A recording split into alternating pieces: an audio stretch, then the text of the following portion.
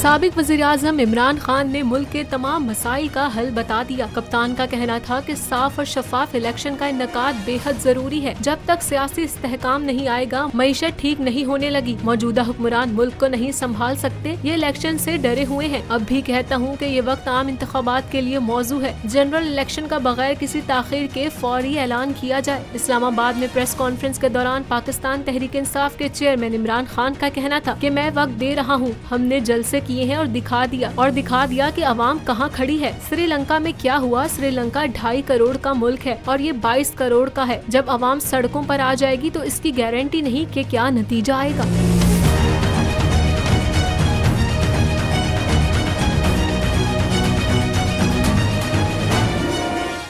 मैं इमरान खान हूँ, आप बोल्ड न्यूज देख रहे हैं।